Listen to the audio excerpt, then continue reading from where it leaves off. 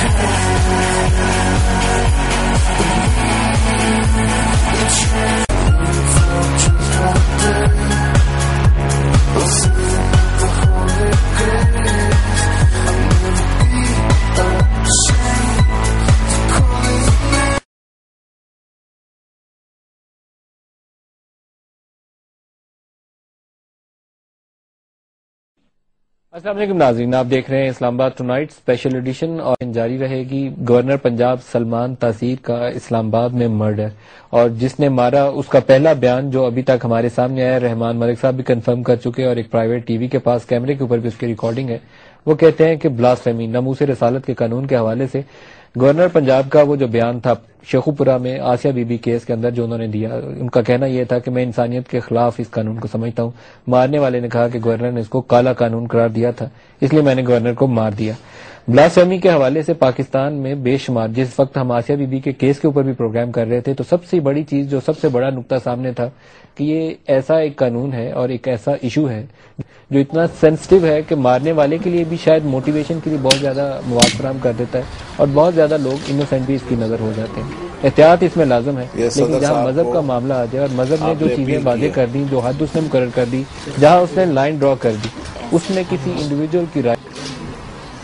میں اللہ کے نام سے شروع کرنا چاہتا ہوں جو رحمان ہے اور رحیم ہے، اور میں آیا ہوں یہاں آسیہ بی بی کو ملنے کے لیے،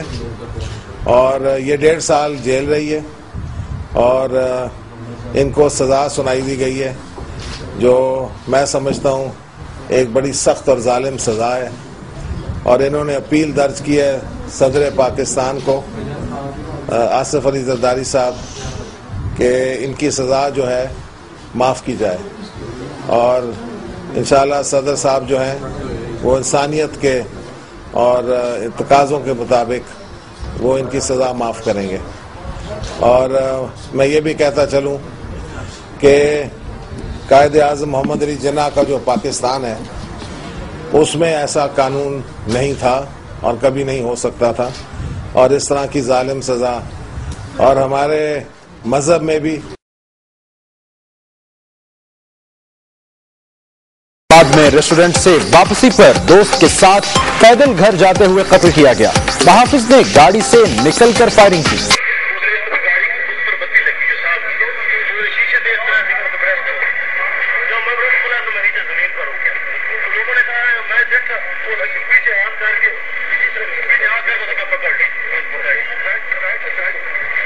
مطابق سلمان تاثیر کو جو گولیاں ماری گئی ہیں وہ ان کی کمر پر سے ان کا انٹری ہے، جبکہ ایگزٹ جو ہے وہ باڈی کے سامنے سے ہوا ہے۔ ان کو ان کے پیچھے سے گولیاں ماری گئی ہیں اور یہ 27 کے قریب گولیاں ہیں جو ان کو ماری گئی ہیں۔ اور اس جو میڈیکل پوسٹ مارٹم کی جو رپورٹ ہے اس کے مطابق جو فیٹل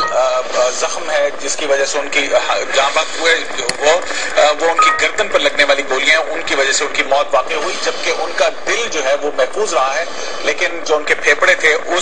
بری طرح سے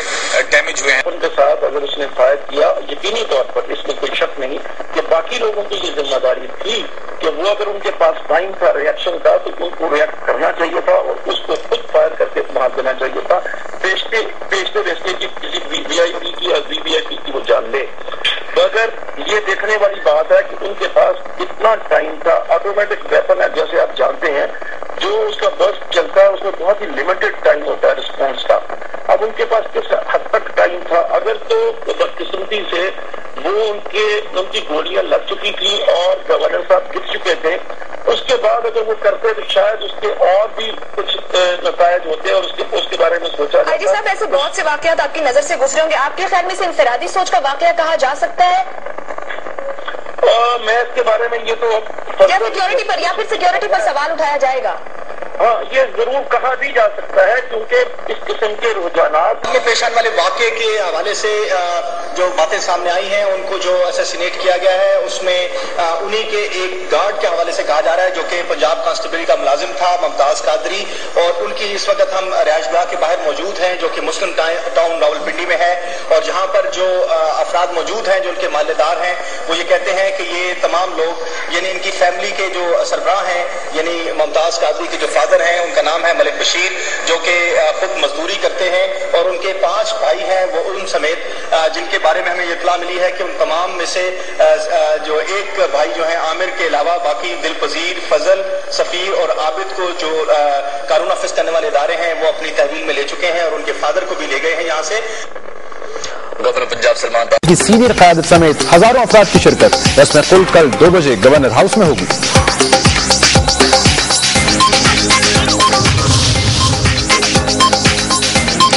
گورنر پنجاب قتل کیس کا مقدمہ درج، ممتاز قادری سمیت 15 اہلکار گرفتار۔ تحقیقاتی ٹیم کا جائے وقوع کا دورہ، پوسٹ مارٹم رپورٹ کی تیاری کے لیے فورنزک ماہرین کے عالمی رہنماؤں کا اظہار افسوس، عالمی میڈیا نے قتل کو پاکستان کے لیے نیا بحران قرار دے دیا۔